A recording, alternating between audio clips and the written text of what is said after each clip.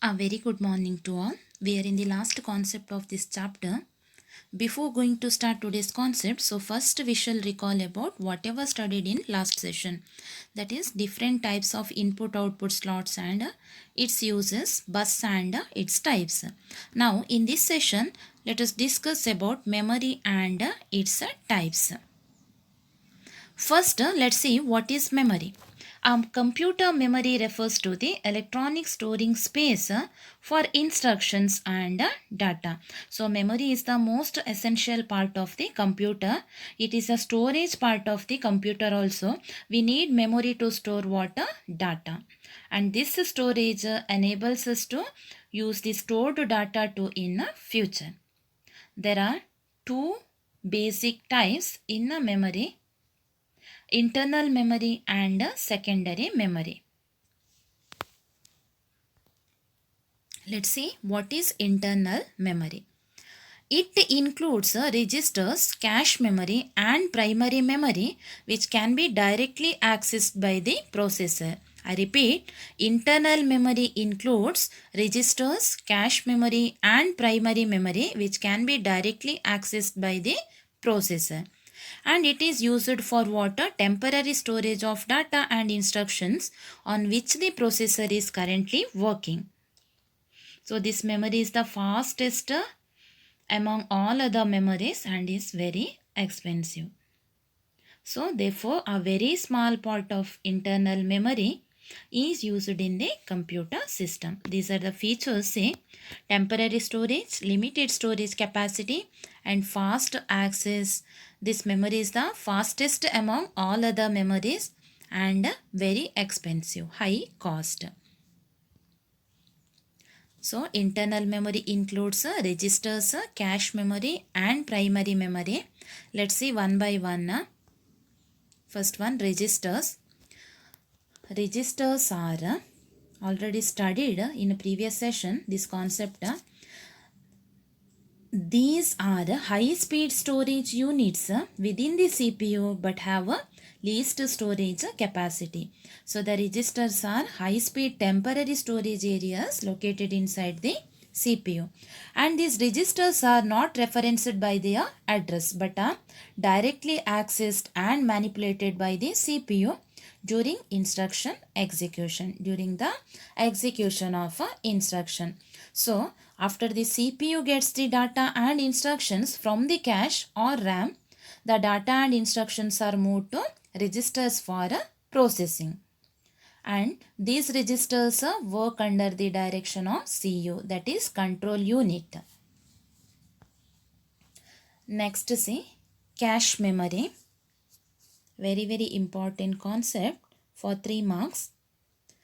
The cache memory is a high speed memory available inside CPU to speed up access of data and instructions stored in RAM memory. Say the cache is a small amount of high speed memory present between the primary memory and CPU. CPU means a processor. It is a small amount of high speed memory present between the primary memory and CPU, and it holds the most recent data and instructions. Cache memory is very expensive, so it is a very small in size. Cache memory of sizes 256 KB to 2 MB, and it is categorized as a levels. See, there are 3 levels: level 1, level 2 and level 3 cache. What is level 1 cache? That is L1 cache. It is extremely fast but relatively small and is usually present inside the CPU. L1 cache is usually present inside the CPU, and the size of L1 cache varies from 32 KB to 512 KB. And L2 cache, it may be located outside the CPU on a separate chip, a high-speed system bus interconnecting the cache to the CPU. And the size of L2 cache varies from 1 MB to 1 MB to 2 MB. And level 3 cache, it is typically specialized memory that works to improve the performance of L1 and L2 cache. It is slower the L1 or L2, but it is usually double the speed of RAM.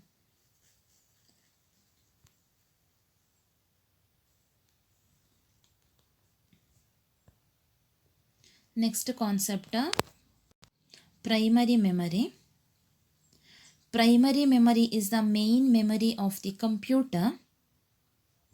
It stores programs and data which are currently needed by CPU. The term memory usually refers to the main memory to the computer, whereas the word storage is used for the memory that exists on disk, CDs, or any other secondary storage devices. The main memory is usually called a physical memory, and the main memory is usually called a physical memory, which refers to the chip. Chip means that is IC, integrated circuit, capable of holding data and instructions. Okay. Primary memory is the main memory of the computer, and it stores programs and data which are currently needed by CPU. Functions of primary memories: to contain a copy of the main software program, that is OS, operating system, and this program is loaded into the primary memory when the computer is turned on, and temporarily store a copy of the application program, and so on. See the types of primary memory. There are two types. First one is RAM, second one is ROM. RAM is nothing but random access memory. ROM means read-only memory. First one, see, random access memory, that is RAM. RAM is the most common type of memory found in the modern computers. Okay. RAM is also called as the main memory of a computer. It temporarily stores the computer operating system, application program, and current data so that the processor can reach them quickly. So RAM is a faster memory. RAM is a volatile in nature. When the power is switched off, the data in this memory is lost.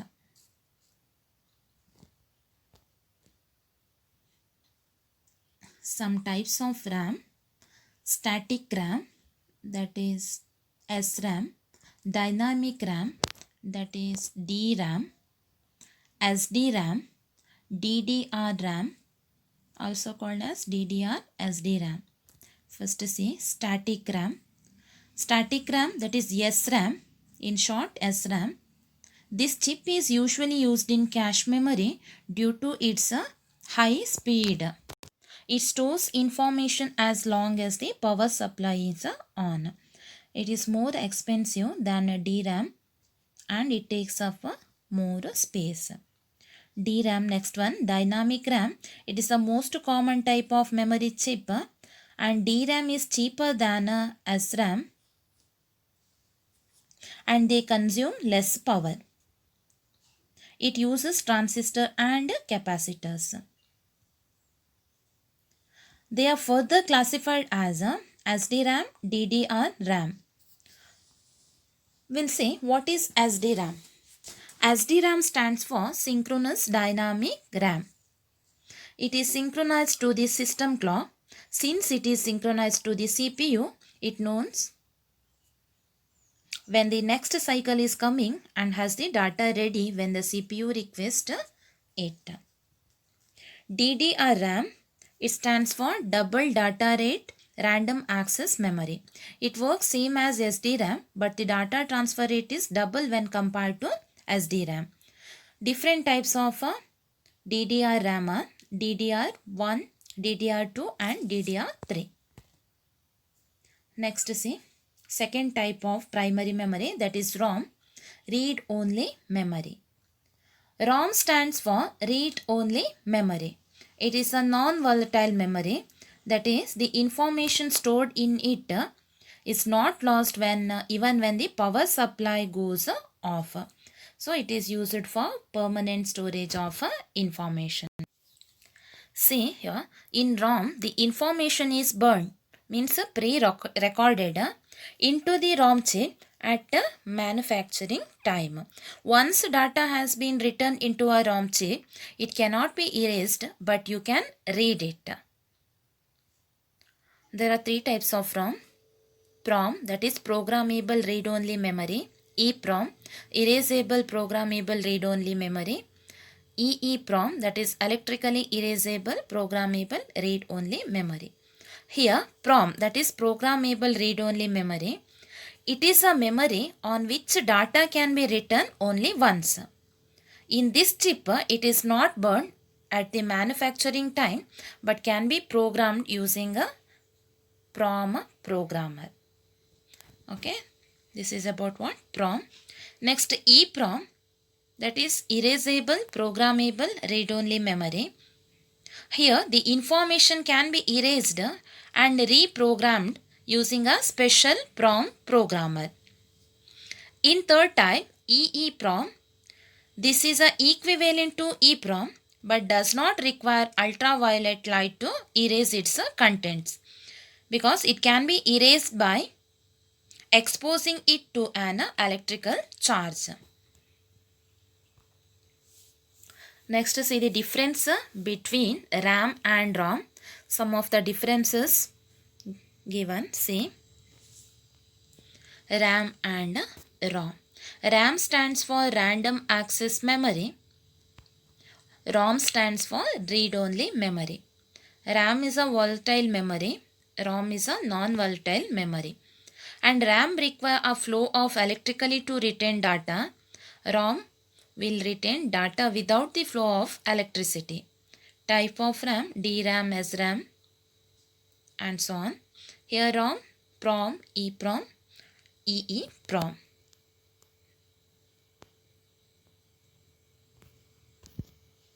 Next, secondary memory. Secondary storage is also called backup storage, or it is used as auxiliary memory.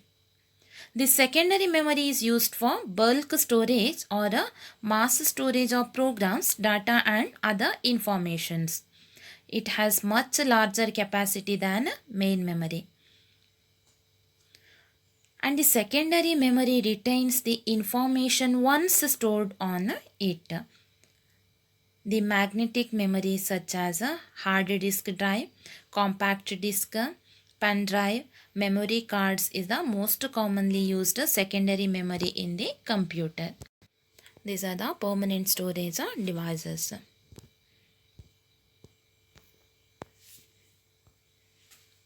Next important concept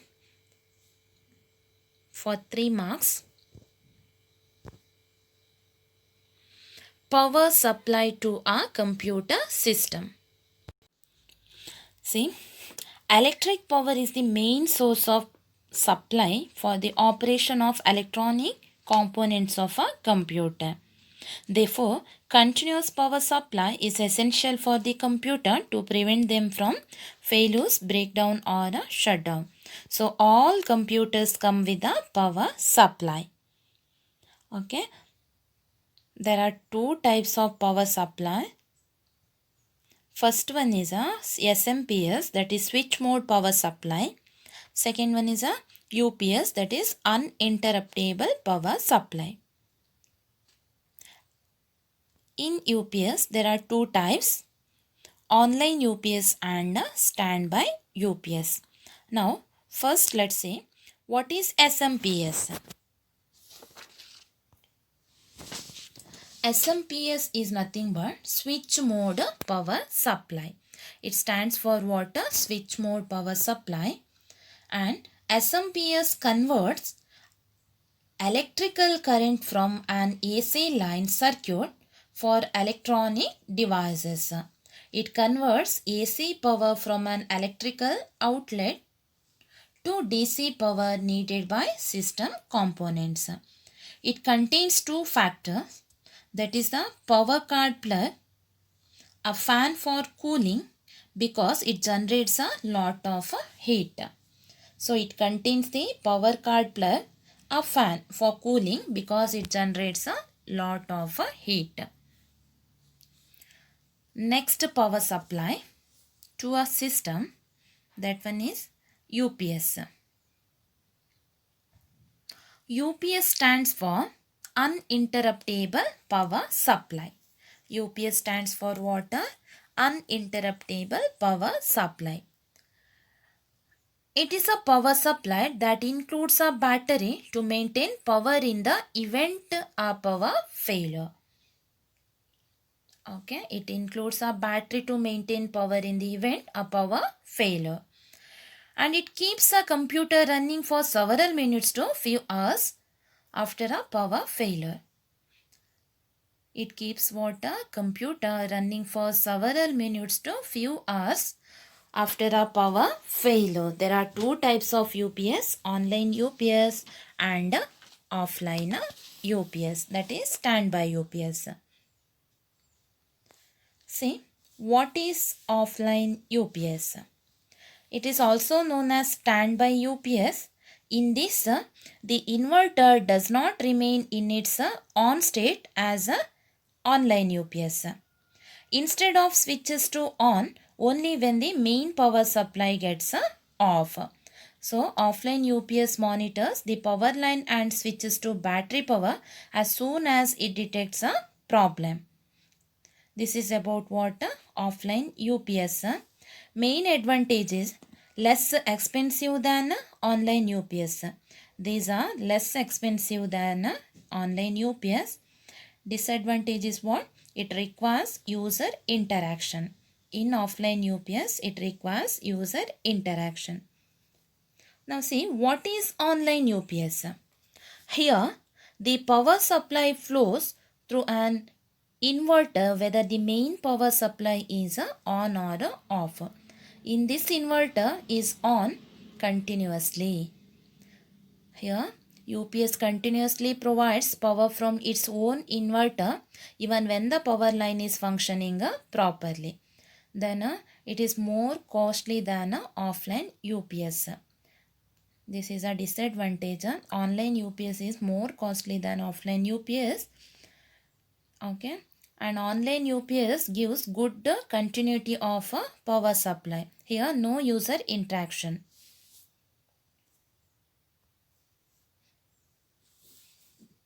This chapter ends here. Thank you.